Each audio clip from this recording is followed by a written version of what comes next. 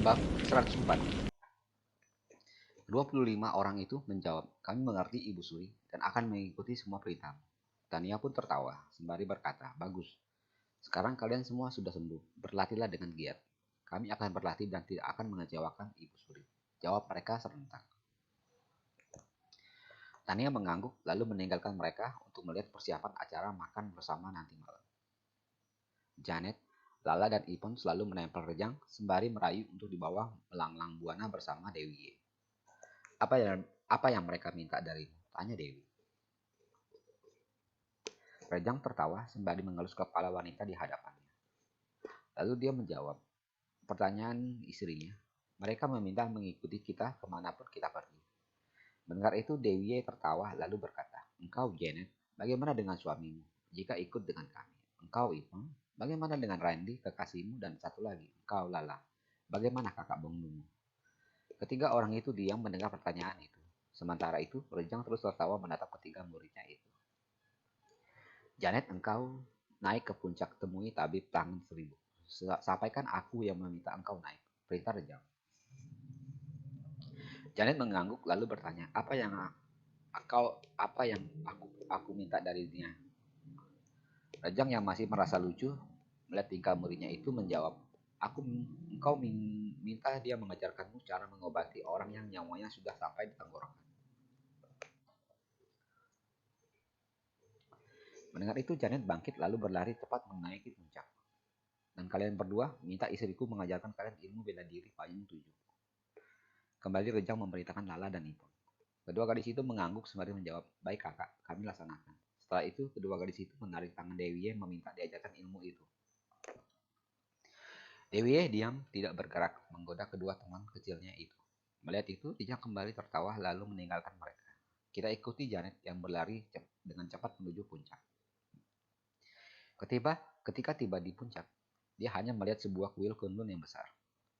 Dia berdiri dengan bingung hingga murid Kunlun mendatanginya sembari bertanya, "Maaf Nona, apakah ada yang bisa kami bantu?" Janet tersenyum lalu menjawab, maafkan aku. Jika tidak tahu di puncak ini ada kuil. Aku hanya diperintah untuk menemui tabib tangan 1000. Semua murid Kunlun yang sedang berpatroli itu terlihat bingung karena tidak mengetahui siapa yang Janet maksud. Lalu, mereka membawa Janet Chung ke dalam kuil untuk bertanya pada tetua. Para tetua Lem tidak mengenal Janet Chung. Hingga dia berkata bahwa dia diperintahkan oleh Rejang untuk naik ke sini, menemui tabib tangan 1000. "Apakah Nona murid Tuan Muda?" tanya mereka. Janet mengangguk melihat ini. Tetua bangkit memberi hormat, lalu berkata, "Mari Nona, ikuti kami." Janet mengikuti kelima tetua yang berjalan ke belakang kuil. Setelah tiba di belakang mereka berkata, "Di sanalah tabib tangan 1000 tinggal. Nona bisa menemuinya di sana."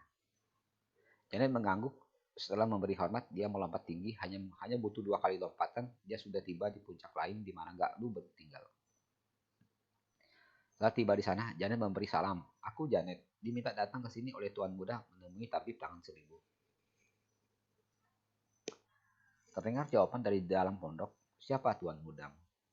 "Rejang Li," jawab Janet Chung singkat. Mendengar itu, pintu terbuka. Wajah teduh Gaklu muncul dari balik pintu. Melihat Janet yang masih berusia muda, Gaklu diam. Setelah sejenak dia berpikir, dia kembali bertanya, "Sudah berapa lama engkau ikut dengan Tuan Muda?" Janet tersenyum. Dia paham orang yang berada di hadapannya sedang memperkirakan setinggi apa ya ilmu-ilmunya dalam pengobatan. "Tuan Muda adalah guruku sejak aku berusia 13 tahun," jawab Janet. Mendengar itu, senyum dari bibir Gaklu terpancar. Lalu dia berkata, "Duduklah di sini." Gaklu mengajak Janet untuk duduk di balai bambu di depan pondoknya.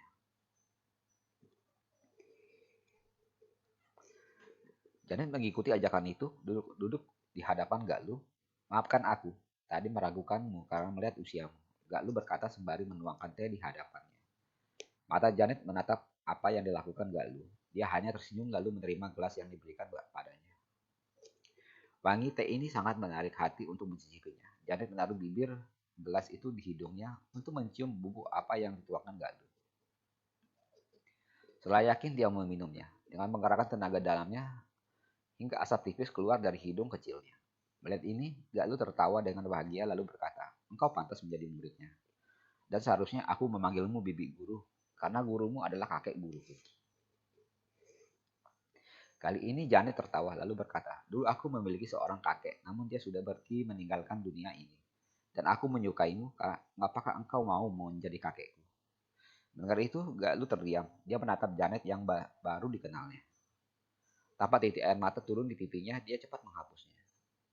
"Mengapa engkau ingin menjadi cucuku?" tanya Galuh. Janet menjawab, sembari tersenyum, "Wajahmu mirip dengan kakekku. Dia juga seorang tabib, dan aku banyak belajar darinya sebelum diambil murid oleh tuan muda." "Apakah engkau mau menjadi kakekku?" tanya Janet menatap wajah Galuh. Galuh terdiam lalu menjawab, "Tentu aku mau memiliki cucu sepertimu." Dari itu Janet tertawa, lalu menuangkan teh ke dalam gelas. Sembari berlutut, dia berkata, "Aku Janet Chung, cucumu yang tidak berbakti. Hanya bisa memberikan satu gelas teh ini untuk menghormatimu, kakek." Galuh langsung menyambar teh itu dan meminumnya sembari berkata, "Tuhan, engkau lihat, aku Galuh akhirnya memiliki cucu dan menjadi pewarisku." Lalu dia kembali berkata, "Engkau bangkitlah. Yakin tidak banyak yang bisa aku ajarkan padamu. Apakah Tuan mudamu memberikan petunjuk?" Janet mengangguk lalu menjawab, "Tuan muda memintaku untuk belajar pada kakek. Cara pengobatan orang yang nyawanya sudah di tenggorokan."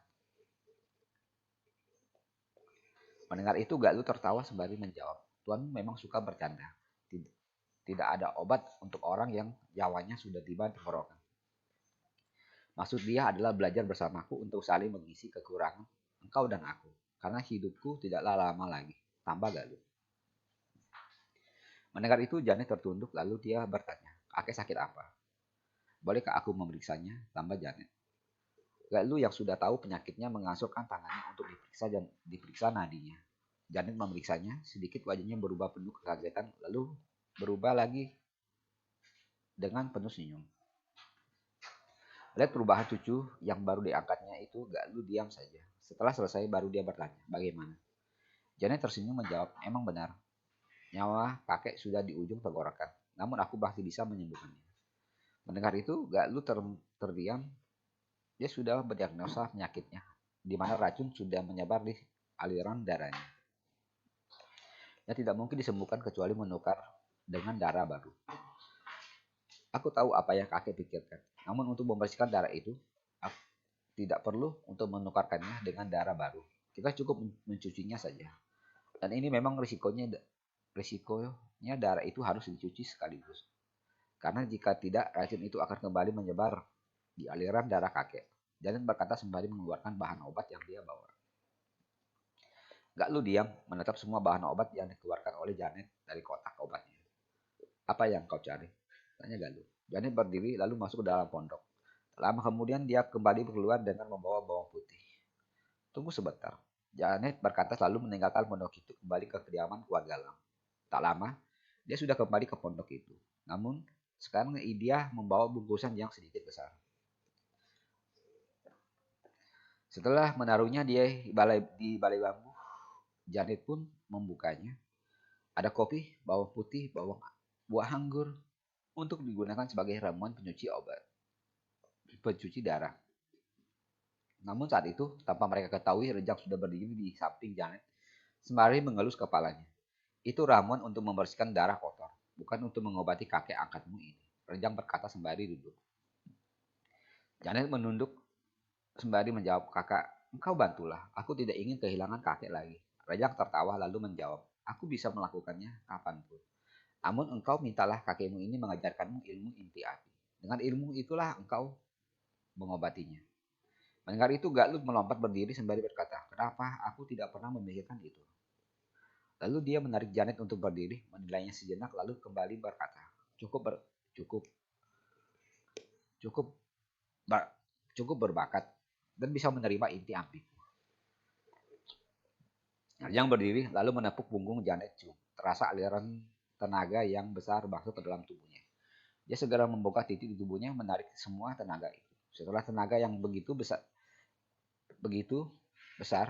bisa dia kendalikan, dia pun berkata, "Aku sudah siap kakek, mari ajarkan aku ilmu itu." Rejang yang sudah berdiri meninggalkan kedua orang itu sembari berkata, engkau turunkanlah ilmu itu, dalam 3 hari dia sudah bisa menguasainya. Terima kasih kakek guru, jawab Galuh, membungkuk dalam ke arah perginya Rejang. Setelah dia mengangkat tubuhnya, dia kembali berkata, andai ada 10 manusia seperti dia, mungkin negeri ini akan aman sentosa. Janet mengangguk lalu menjawab, satu dia saja sudah bisa membuat aman negeri ini. Galuh tertawa mendengar itu lalu berkata, mari kita mulai latihan. Janet mengangguk. Galuh mulai menurunkan ilmu inti api miliknya kepada Janet Chung.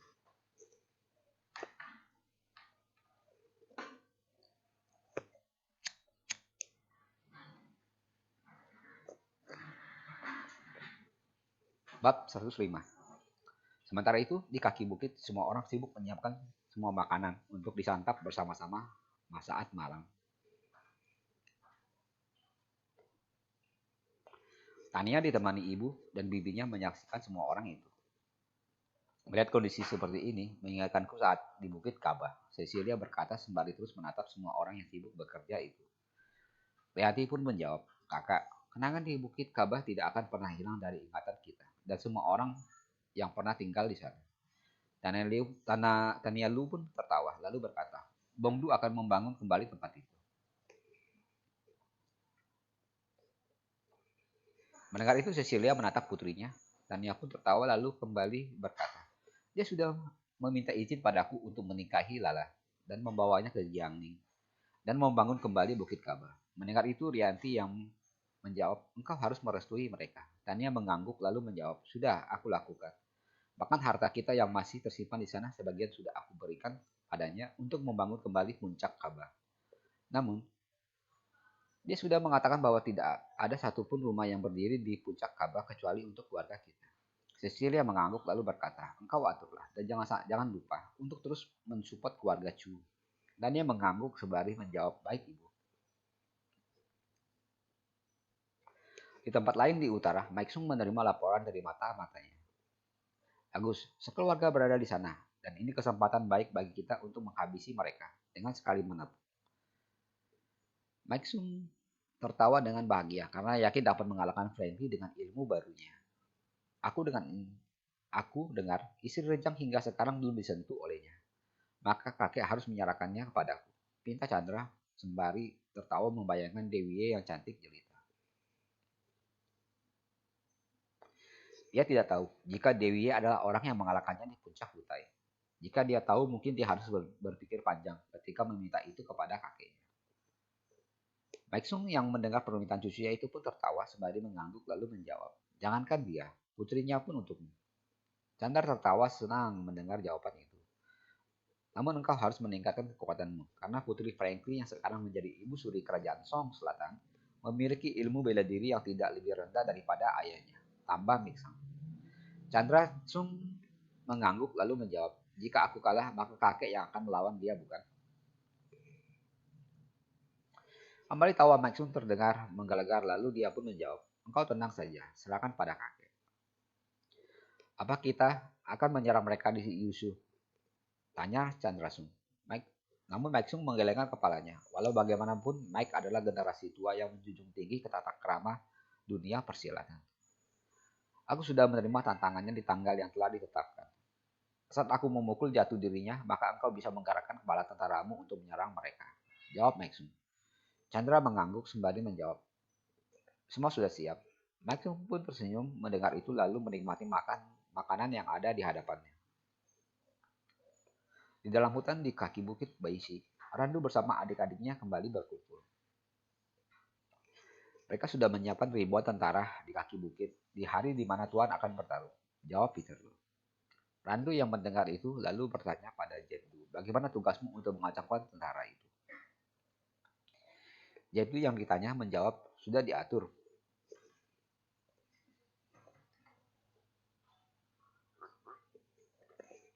Beberapa komandan sudah siap hanya menunggu sinyal dariku, maka mereka akan membelot ke selatan. Randu tersenyum lalu berkata, hari yang sudah dijanjikan kurang dari 2 minggu lagi. Aku akan kembali ke Yusuf melaporkan semua ini, dan kalian semua terus awasi pergerakan mereka. Baik kakak kedua, jawab adik-adiknya serentak. Randu mengangguk lalu kembali berkata, dan engkau Cana, ajak Sandra dan lain-lain ikut ke aku ke Yusuf, karena ini pesan nyonya. Cana mengangguk. Di gelapnya malam itu, keenam orang berlari cepat menuju Yusuf. Karena mereka berlari dengan menggunakan ilmu mengejar awan, maka sore harinya mereka sudah tiba di Yusuf.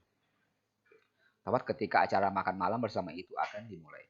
Saat itu Cecilia bangkit membawa mereka berenam masuk. Setelah mengganti pakaian mereka, maka semua kembali keluar untuk makan bersama rakyat Yusuf. Karena acara itu masih berjalan, maka Randu belum bisa memberikan laporan pada Franklin. Acara makan bersama itu dihadiri ribuan orang penduduk Yusuf. Harvey bahkan terkejut melihat orang-orang itu hadir semua. Keamanan malam itu dikerjakan oleh murid-murid Tanielu. Jadi Randu sedikit tenang, menikmati makanan yang ada di hadapannya. Mereka berenam memang makan seadanya di dalam hutan. Ketika melihat hidangan itu, keenam orang itu pun tidak membuang waktu untuk menikmati makanan itu. Rencana awal acara itu berlangsung hingga tengah malam. Namun melihat suasana malam itu, maka hingga matahari terbit dari timur baru acara itu pun berakhir. Franklin mengajak Randu dan lain-lain ke aula keluarga Lam. Di sana dia menerima laporan Randu secara utuh. Mendengar itu, Franklin pun tersenyum lalu berkata, tentu mereka melakukan itu, dan aku yakin engkau sudah mengantisipasinya, bukan? Randu mengangguk, lalu melaporkan rencana Jekdu. Terdengar tawa Franklin mendengar itu, lalu dia pun kembali berkata, bagus. Kalian beristirahatlah, biar kami membahasnya di sini.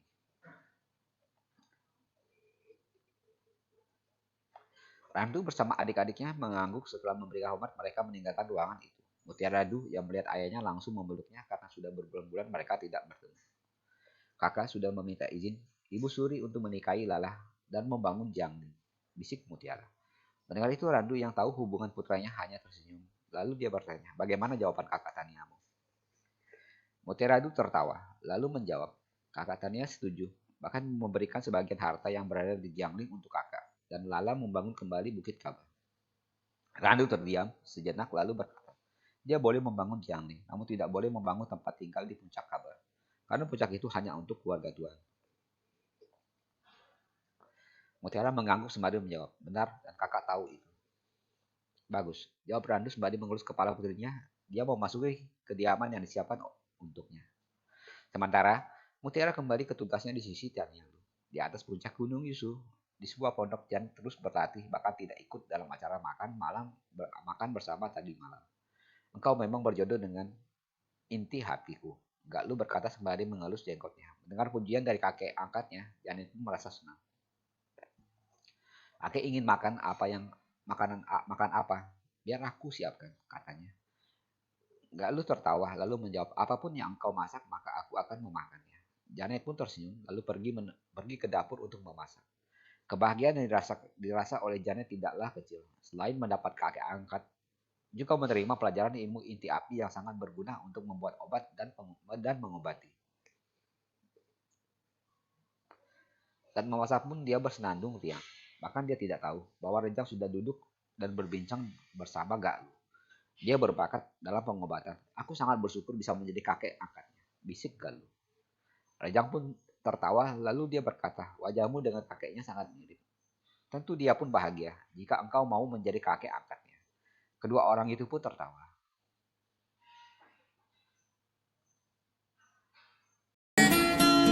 Jangan lupa ya subscribe dan komennya. See you!